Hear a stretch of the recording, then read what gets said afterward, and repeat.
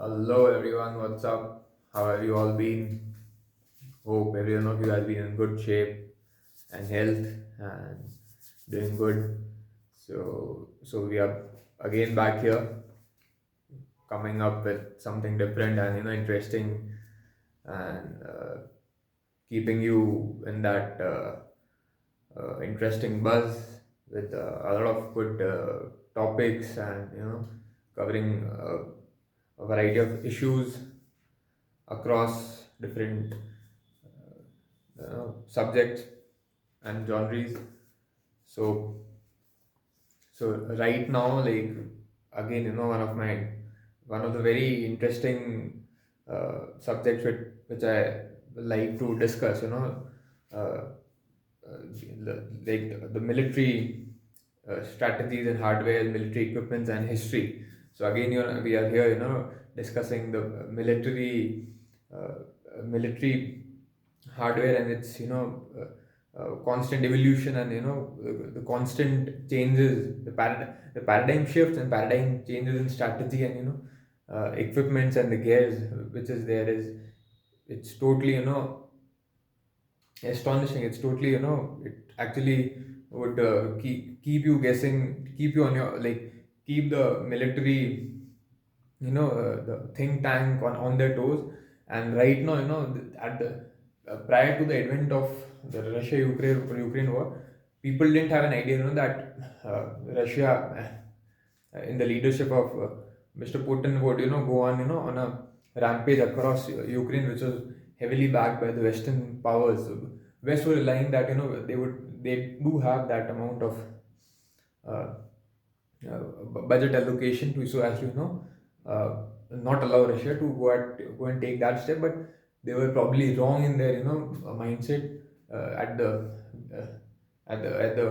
earliest. And Russia, on the contrary, had a map laid down, because Russia also would have had thought of other geolocation which the Russia and its friendly economies were covering across Asia, Middle East, across Africa. So Russia's economy is based on selling military equipments. That's since the time the USSR was there, and with the advent of Putin as their prominent leader, as their president, and not just it doesn't just change in 4 to 5 years. He has been there since. Uh, he's like parallel to what earlier the president used to be in USSR, with good authority, strong authority. So again, coming to the topic, the Russia-Ukraine war has uh, given a paradigm shift to military techniques and strategy. So, and actually it has just turned around the scenario of how battles and wars and fronts were opened in earlier time. Maybe not just earlier, but just 5 years ago. People like the drone tech, especially, I would like to put attention to drone technology. So drone technology has actually changed the face of what war used to look earlier and what it looks now.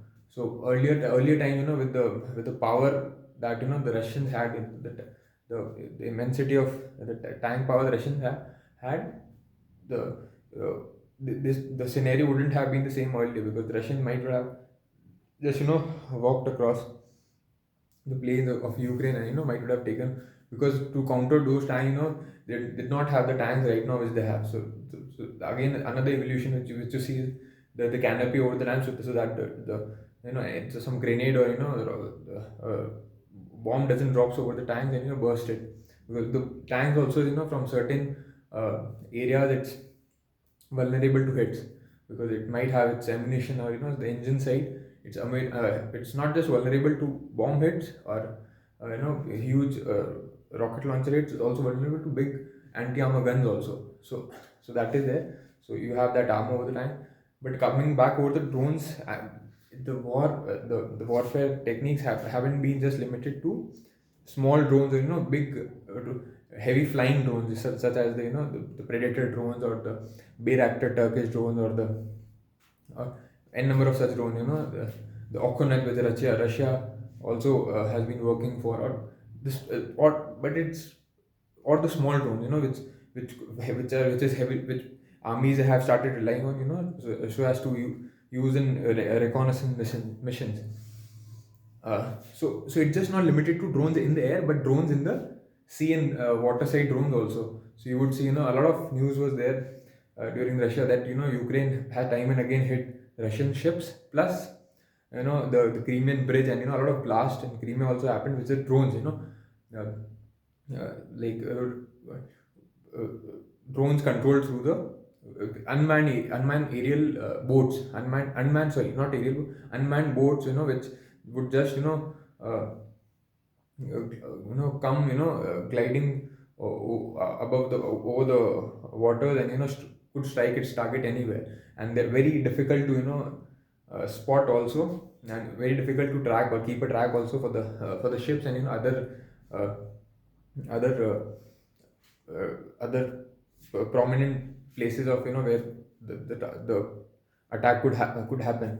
So other vulnerable places, I would say. So these, not the drones, not from not the aerial drones, but the the the floating vessels and small boats also, attacks were happening. And apart from that, it's also shifted to the underground submarines and torpedoes. So you would see news coming from different cartels across the Americas, where they for smuggling drugs also, the torpedoes, small submarines have been used, since that has been there since lockdown. But that those doesn't happen, on a remote control thing. That those you would find people, manning it.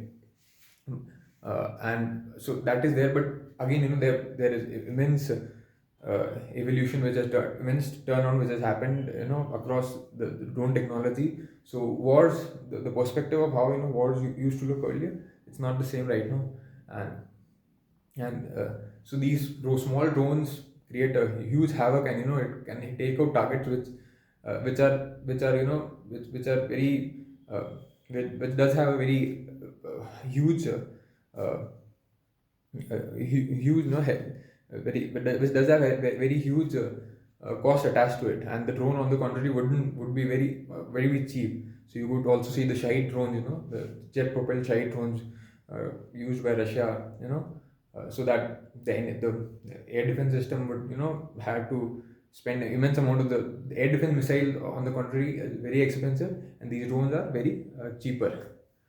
Hence, uh, hence, earlier time, in Armenian war also, the Bayraktar drones had immense success. In initial stages of the Russia-Ukraine war, again the Bayraktar Turkish drone made its name in a very high regard. It was there, it was being considered. But eventually, Russia had immense amount of led air defense system, and plus the radar also. Russia was able to catch up to the enemy techniques. And also, so these small drones also, the AK Zala group might would be see, because these small groups had come and had wreaked havoc on the infantry also, the people hiding behind trenches. So these small drones would go and remote control variable way, they would drop a bomb and take down huge number of people and equipment.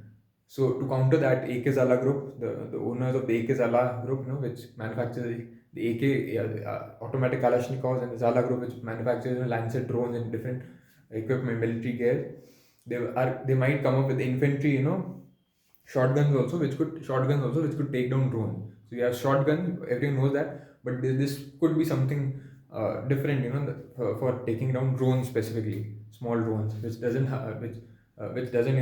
which could not, which help resisting those drones dropping bombs on you, maybe the suicide drones also. So that loitering munition, they also call it.